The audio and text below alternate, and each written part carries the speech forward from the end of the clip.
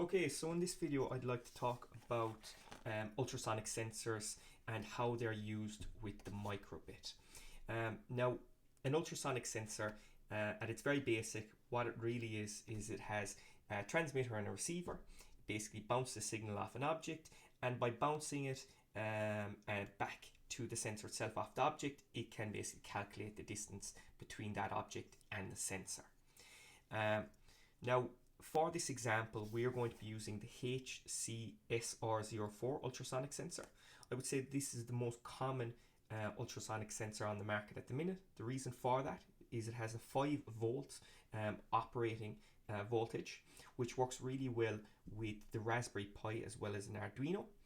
But for our microbit, it actually operates on 3.3 volts, so we're going to have to put together a small bit of a wiring diagram to ensure that it works appropriately. To do that, we'll need some additional components, including an additional battery. We're going to be using a 6 volts, which will actually work okay with our 5 volt sensor, even though ideally you'd want 5 volts. We're going to be using additional breakout board, which is going to be the all-in-one Kitronics breakout board, and we're going to use 2 resistors to make up a voltage divider circuit to ensure that our voltage is dropped down from our battery, and when going back to our microbit, to ensure that it doesn't damage any of the individual pins of the microbit itself. So what I'm going to do is just move these off to the side, and I'm going to show you the wiring diagram. Now, as you can see here, we have our ultrasonic sensor, which is going to sit at the top. We are going to have our VCC, which is our power. We're going to have our trigger and our echo, and then we're going to have our ground. Now, the wiring can be a small bit complicated because it has this voltage divider circuit and this additional battery. But if you study it, it actually is fairly simple. You just have to be careful to ensure that you have all the appropriate connections made. It can be easy to miss one of these connections and then for the unit or the circuit itself not to work. So we are going to also have our power supply, which in this case we're going to be using a 6 volts. We're going to have our 1K resistor, as you can see here. Sorry, this is going to be our 2K resistor here, and our 1K resistor, as you can see here. And then we're just going to connect it to our pin O and our pin 1. Okay, our pin O is going to go all the way back up to our trigger. Our pin 1 is going to go up in between our 1K and our 2K, and then all the way back to our echo. As you can see, the end of the 2K here will go back to ground, and our ground here will go back to ground here, and ground of our battery, and then plus will just go to plus on our ultrasonic. Now, one thing I want you to note is that we are using pin 1 and pin O. The reason we're using these 2 pins is because they're pins that are compatible with an analog signal. Now, there's more pins along here which are also compatible with an analog signal, but there's also pins that are not. So just be careful, the pins that you do use are ones that are capable of handling analog signals. And on this sheet, you can see all of the pins on the microbit itself. Each of these are going to be represented on your pins here as well, on your all-in-one breakout board. But you can see which ones are analog. So for instance, pin 3 here, you can see that has analog in, pin O has analog in, pin 4 has analog in, pin 1 analog in, 10 analog in, 2 analog in. So they are the only ones that work with our analog. So just ensure that you pick one of those. For instance, if you picked pin 8, it won't work because it's not an analog pin. Okay, so when you have the circuit put together, it might look something like this, or will look something like this, depending if you used a breadboard.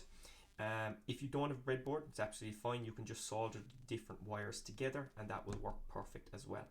What we're going to do now is we're going to move over to our microbit code editor and put together the bit of code for this to operate.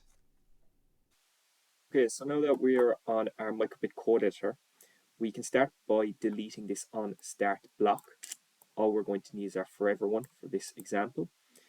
We'll also need to go and get an extension.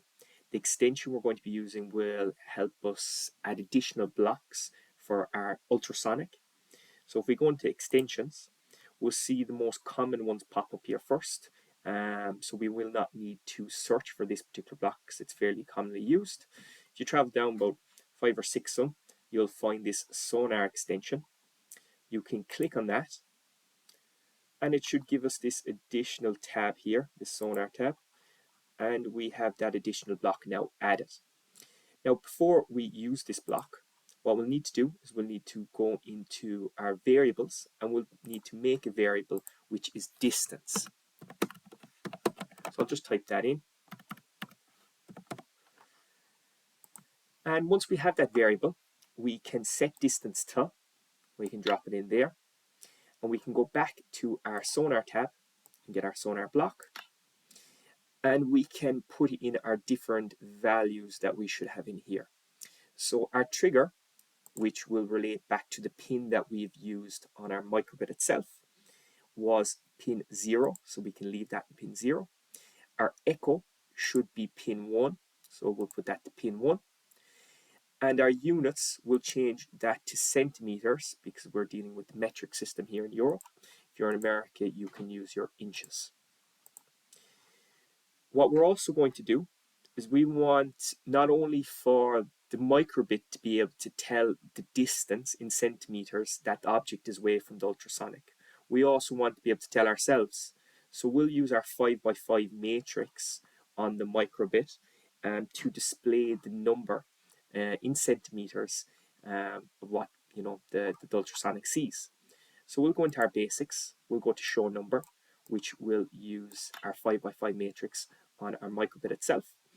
And what we're going to do is go back to our variables, get our distance, and put it in here.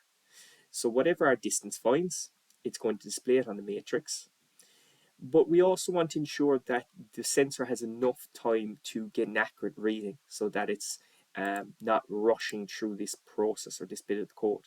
So what we're going to do is we're going to go into our basics again. We're going to go for our pause in milliseconds, and we'll put it at 1000 milliseconds, which will be 1 second. Now, when we upload this code, it should, first of all, be able to determine the distance in centimeters. It should be able to display it up in our 5x5 matrix, and it will also wait on that 1 second to ensure that it's accurate. Okay, so once you have the code now uploaded to your microbit itself, what you can do is power it on, and you can ensure that you have power is also coming from your additional battery pack, as you can see here, and we can start pulling our readings from an object directly in front of the ultrasonic sensor. Now, it is important for that object to be flat in front of it so that it has the best chance of being as accurate as possible. What you'll notice is that it's not always perfect, but it gets around about the right distance. So for instance, if I actually put this on 7 centimeters away, it should read 7. So we got 7 perfect. We'll move it to 6, and we got 6 coming up on the screen. We'll move it to 4. We got 4 coming up on the screen. We'll go to 2. We got 2 coming up on the screen. Let's move it to 1. We still got 2. Move it a small bit closer. We got 3. So it's not so accurate when we move it very, very close, but it works fairly well. We'll move back to 10, and we're getting 11. So you can see there, it works. It's not perfectly accurate, but it's more than sufficient for small projects where you have to tell if an object is in front or not, and it gives you a rough estimation of the distance it is in front of it.